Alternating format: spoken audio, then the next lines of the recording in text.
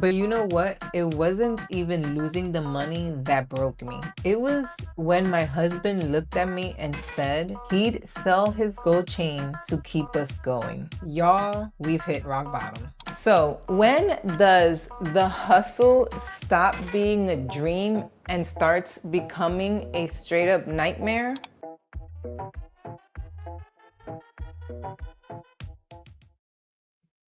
OMG. Now let's do this right. Hi. Wow. This is my first live that started a little late. So, welcome to the Late Late Show. Listen, we're building in public. So, to be honest with you, I'm lucky I'm even here. Yes, it's late, but you know what? Some of the greatest shows come on late at night. And this is going to be one of those. So, I have some things that I want to talk about. And I have a video coming out tomorrow. And this is the topic that we're going to cover. When does a hustle stop being a dream and starts becoming a nightmare? And for me, that was last year. At the end of last year, it was a little tough for us. We had a lot going on and we had to make some changes in our lives. And so today we are going to talk about all that.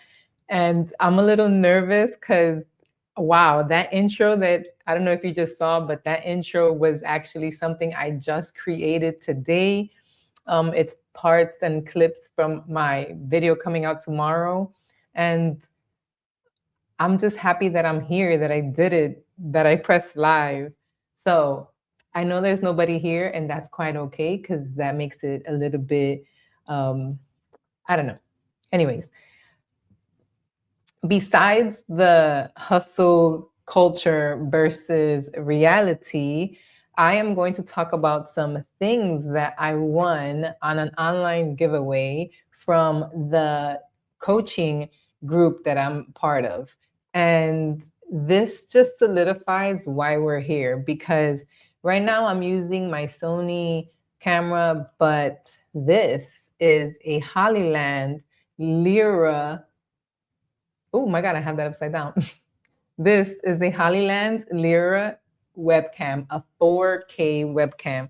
So tomorrow, my plan is to try the live with this. So I'm going to unbox it here right now because I am going to use this to show everyone the amazing camera that I received. It comes in this cool little box. And look at that. Look at that small little webcam. This is a let's see, my camera gotta catch you. This is a 4K webcam. So I need to figure out, where I'm gonna place it and all that good stuff. Tomorrow, I'll read through some instructions, try to learn. I'm pretty sure it's easy to connect. So this is crazy. So we're going to talk about that lady. That lady. Yeah, we're going to talk about that later. So guys, get comfortable, grab your beverage of choice, and let's get started. I wish I can throw on some more music, but you know what? I don't want to get us like kicked off for no reason. So we'll figure all that out later. This is the first, not official live, but one where, hey, I put an intro together, and we're going to talk about a topic that's very near and dear to my heart. So cheers, you guys. All right. So a lot of you who are watching this don't know who I am, obviously. My name is Yasix, and I am amongst many things that I've done in my life. Right now, I'm a chef, or at least I'm trying to cook, and create dishes to put up here on YouTube. And I'm also an entrepreneur, more the entrepreneur, right? Where I'm trying to build a business from the food that I love to cook. I'm trying to build this YouTube channel, obviously. What is this? A show, a live video podcast, live stream, whatever. And so I'm a multi-part, right? What do they say? What's the word? Multitasking type person. And so I never can do just one thing. I always have to stack in my life. And I guess, we're going to talk about that because is that hustling? Is all these things that I'm trying to do called grinding, right? Making that money? Because why do we do this? Um, why do we hustle till we make ourselves sick? Why do we hustle till like we have to pawn shit or family members have to sell things to help you out? So is the hustle culture, like today's hustle culture, a lie? Is it causing us to burn out quicker than ever before? I haven't done like none of the research on any of this, but I know from experience because I've always been somebody that hustles, right? I have to get mine, I have to take care of my family. And yes, I am a married woman, but I'm very independent. And I still feel like I also should be bringing into my household. So, this is what I chose to do. I can't believe that I actually am live. And this is exciting. So, again, my name is Yasix, and I've just done a few things in my life that brought me here to this moment and to share my experiences in life. And so let's get into the topic of the hustle culture, right? I'm going to talk about where I was a few months ago and how I got here. And surprisingly enough, um, I don't think that I would have been here if it wasn't for my husband, right? Offering his precious gold chain so that our business ideas, our food business idea, and this media idea can come to fruition. And when you think, like, man, all I want to do is own a business, it's all you think about, it takes over everything. You know, there's things that you're willing to do that you shouldn't. You should not sacrifice. I mean, let me get to the point. So my husband has this gold chain that he invested in, he saved for, and he purchased. And right now, we all know the prices of gold are astronomical, right? We can get a shit ton of money for this gold chain. But for me, doing that is like hitting rock bottom because where we come from, we couldn't afford that gold chain, but saving and putting an effort into sacrificing a few meals here and there and some wants, he was able to purchase this gold chain. Right now, it's an asset. It's an heirloom, a legacy, whatever you want to call it. And I cannot allow a business that is not bringing any revenue in to take our legacy. And so I always joke like Robert Kiyosaki would be pissed because Robert Kiyosaki is big on, gold and purchasing gold. And so he would be really mad right now if we was to sell that gold chain for a business that is just not doing it. So when that happened, about 6, 7 months ago, when my husband said, I think we should do this, that was for me like, no, that is not happening.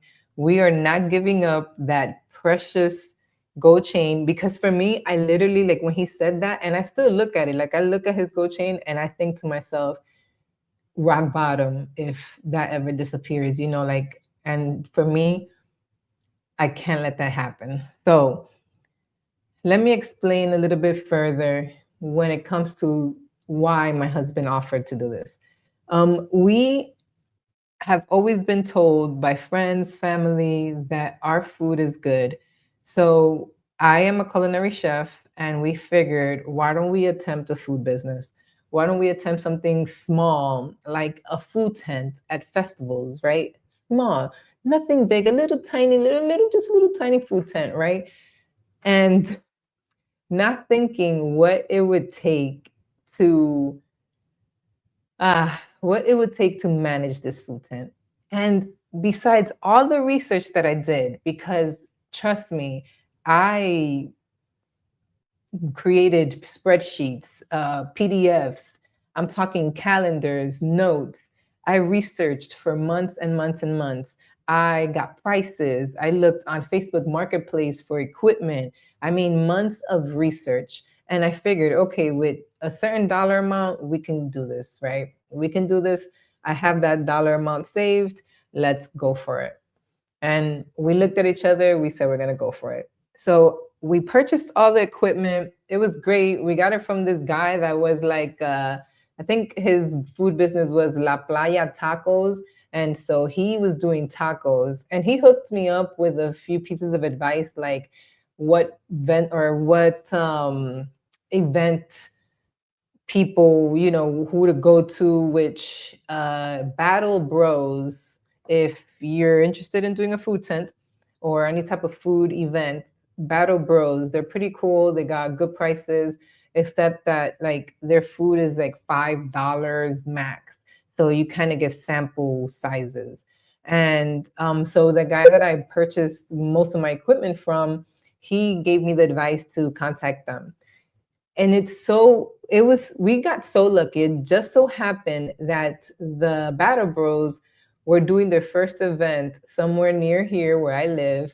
And it was going to be basically free event fee, where I would put a deposit, and they would return that or refund my deposit because it was their first event. So I was like, I'm jumping on that. That was perfect, low fees, right? But, and this is a big but, a big but. And so when you start putting together everything that you need for these food events, it's insane. You forget you need fire extinguishers. There's equipment that is heavy, and you need to be able to lug the stuff around. So you got to buy carts, or, you have weights that you have to carry. Like, you need the manpower, you need people to help you.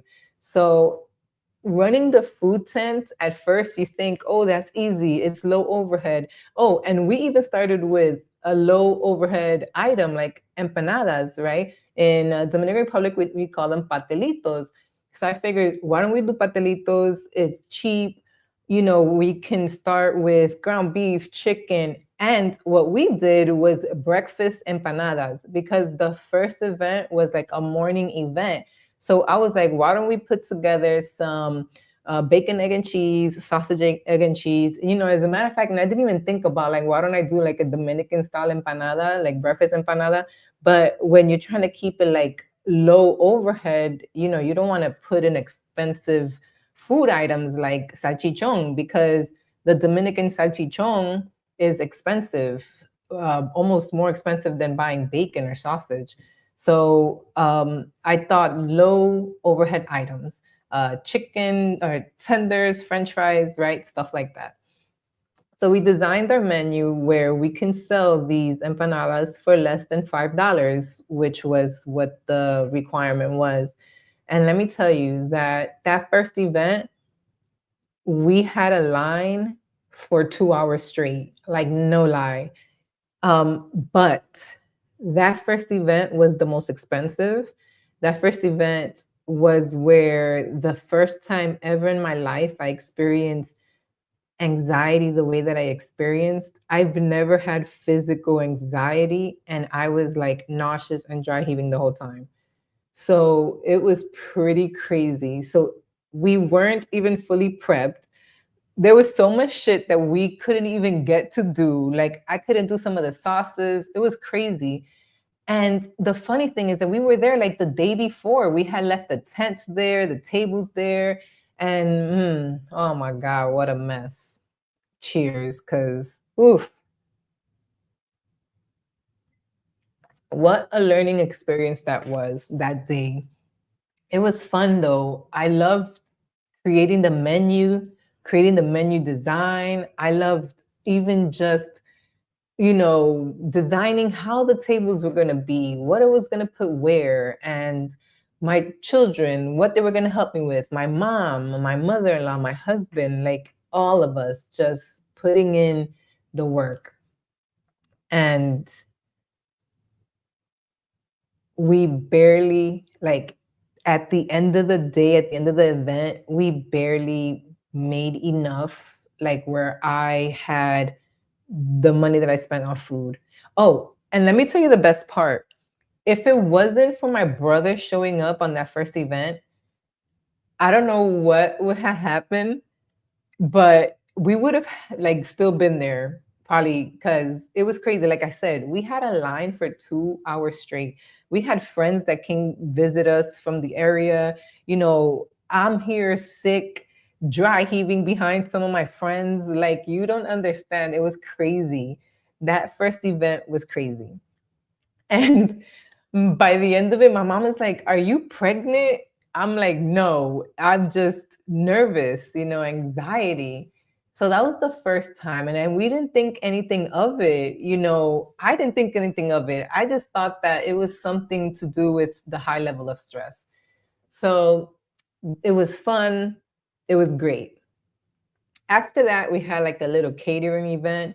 So that wasn't too much high stress. The only thing there was that it was an authentic taco bar. So I did everything from like, I went to the Mexican supermarkets. I did everything from scratch. I boiled tomatoes and peppers and liquefied stuff. And I was doing all of the things that a Mexican restaurant would do for my friend's taco bar that she wanted.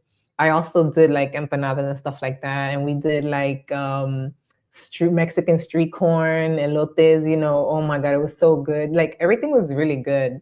I was very proud of us. So the second thing, it wasn't too bad. I didn't get those nerves. It wasn't something that gave me anxiety. But then came our second like official event, which this time was like a little market. It wasn't anything huge. It was low fees as well. But let me tell you, they get you with paying for like permits fees, right?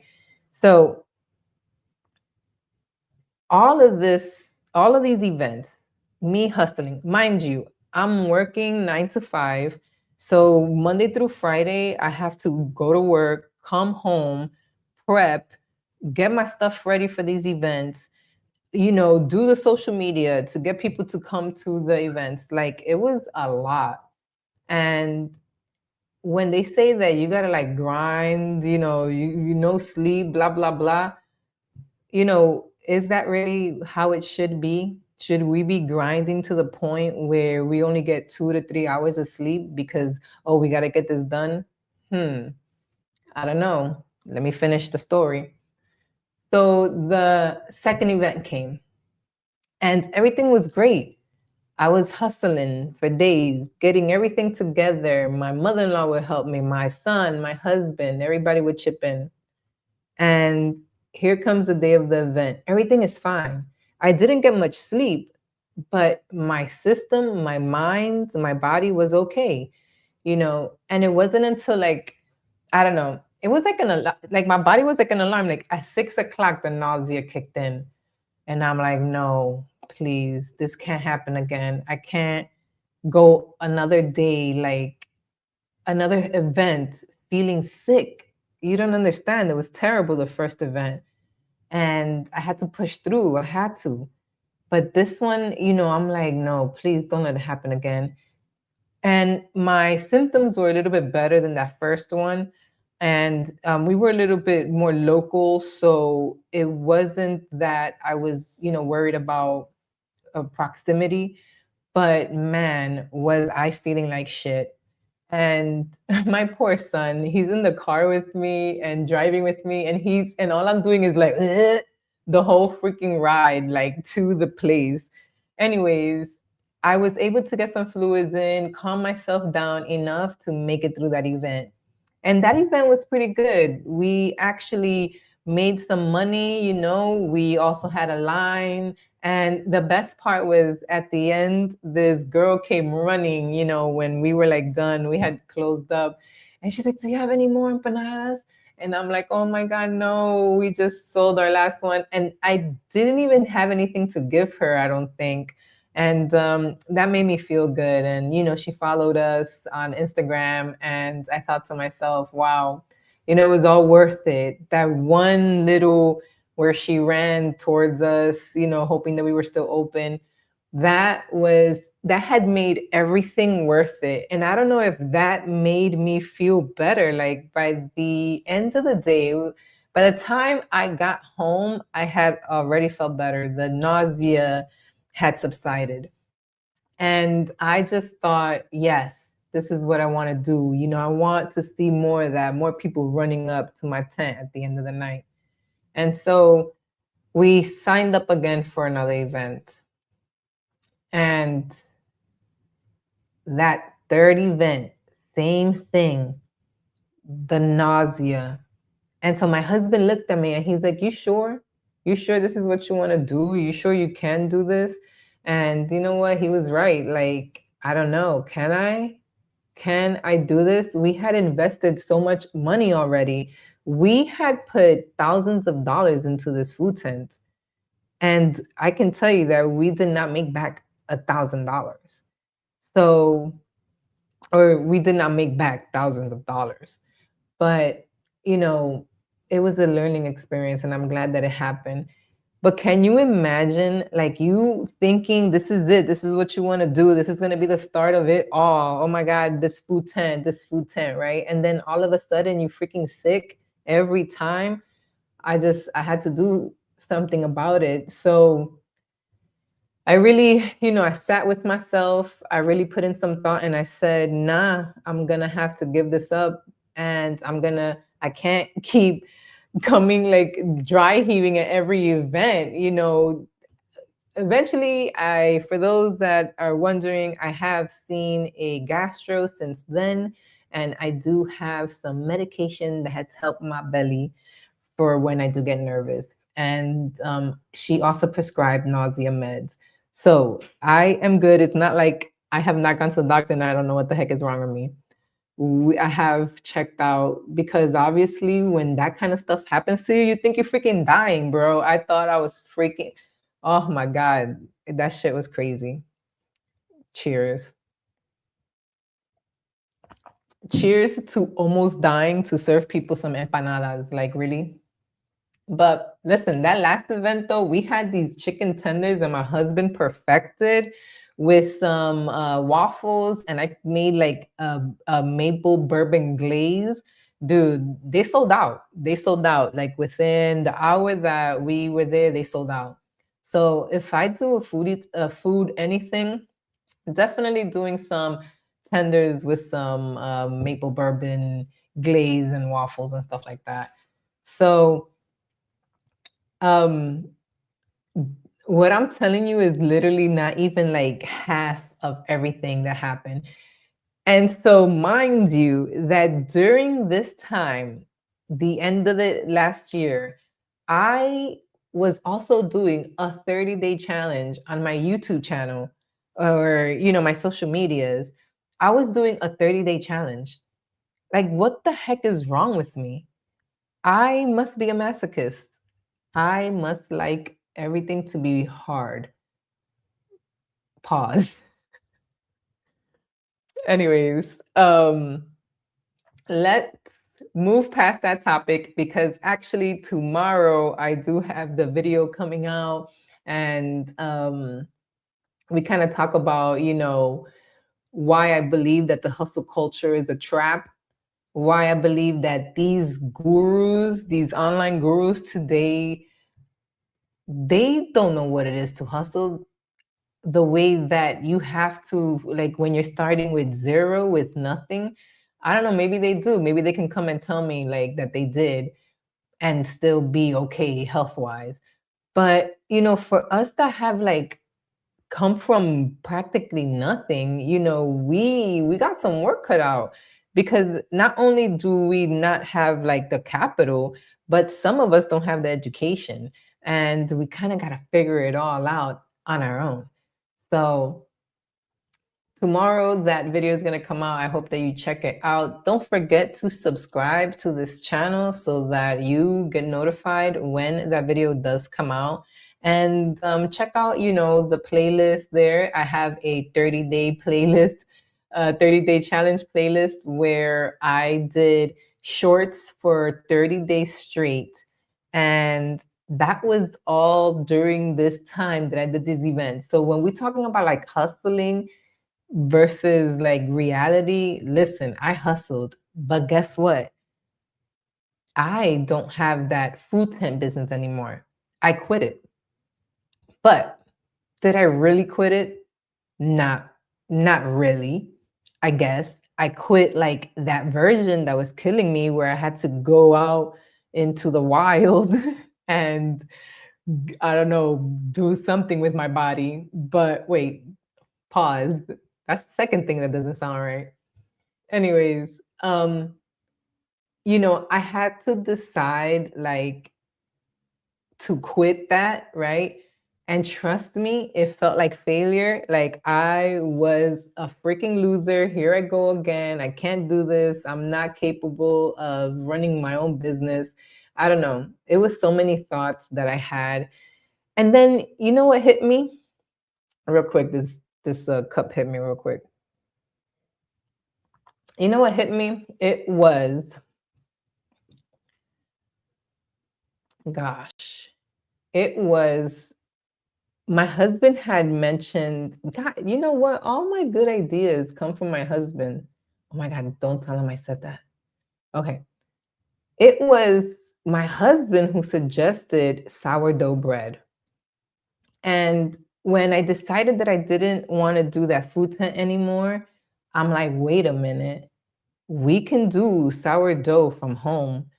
Basically, sourdough falls under what we call cottage foods, which is baked goods, and things like cookies, pretzels, items that you bake that don't have dairy and that are basically like stable, you know, don't require temperature control. Those items can be cottage foods. So we're talking honey, dry spices, numerous amounts of things that you can do with cottage foods. So my plan was to not like just completely give up the food game, but instead I was gonna pivot. And why don't I still stay in the food game, still do what I want to do, cook, you know, serve people, but do it from home, do it from the comfort of my house. And listen, I don't care what I'm cooking, because I can make anything good. Trust me. But I was like, why don't we do sourdough artisan stuff? Like, because obviously I have to make everything the fucking hardest shit ever. So why don't I do like sourdough, pretzels, kind of like artisan treats, right? Yes, cookies and stuff like that, but more than just that, because obviously I like it. I like to make things difficult for myself. I don't know. I don't know what to tell you. Hi, my name is Yasix. I like it difficult. So now I'm doing the cottage foods, and that's going to open up a whole nother sort of amount of things that we can do, like dry seasonings, which my husband is really good at putting together seasonings. So we're going to see if I can get him into that. But yeah, so now I'm doing sourdough bread, which, by the way, Miss Sourdough, she's a brat. It's been like 2 months since I started this venture, and she has not been to the point where I can make bread with her yet. So, to say the least, I named her Stephanie, and we tatted her Baddie Stephanie, but I should have tatted her Bratty Stephanie. Like, she's a brat. She's still not ready. So I'm trying to figure out. And I don't even think it's her, to be honest. I think it's me, because my niece sent me her sourdough starter from Pittsburgh, which I named him Bread Pitt. And he's still like acting a little funky. I can see it webbing and forming and almost swanning, but there's something off. There's something in my house that I'm not doing right. Either the temperature or the moisture. I'm trying to research it. I have like a whole notebook on freaking sourdough bread. But yeah, that's the new venture. Sourdough bread and pretzels and artisan treats. So the name that I've picked so far for that business is real cutesy. It's with me and my partner, and we're hoping that we can start making some bread soon. And as soon as that happens, I will let you know. So, listen, we have been here for 30 minutes. Oh my God, I can't believe that I've made it. I've been talking a lot of shit, haven't I? Holy smokes. I apologize for that if you had to deal with any of that. Cheers. All right. Let's talk about something that happened that I'm still like amazed, in awe. Wow. So listen, all right, we're done with that conversation about the hustle culture versus reality and all that BS. Listen, when you're like really serious about what you want to do in life, opportunities arise and doors start opening. And let me show you. So I'm part of this coaching, YouTube coaching, and they do certain events here and there, and they have giveaways. And this coaching is Think Media, and it's called the VRA Video Ranking Academy. And it's a Facebook group. They have coaching calls, all that good stuff. So I was in one of their coaching calls, and they were giving away live streaming equipment. And what I haven't showed you is what I have here, which is the light kit. So let me put this over here.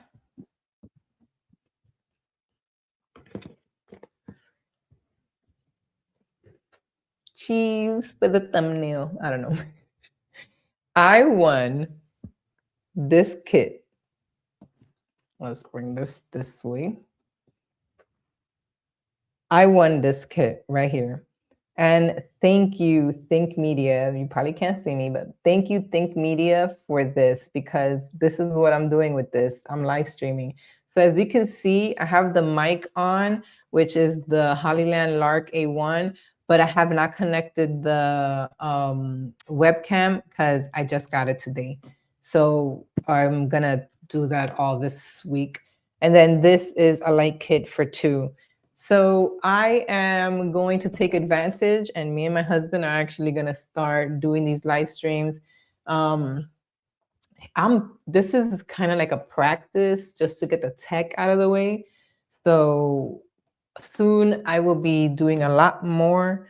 And I don't even want to call this like the first episode, because it really isn't. This is kind of just a tech test, and kind of just to get me in the rhythm and see how I am going to do some of this stuff.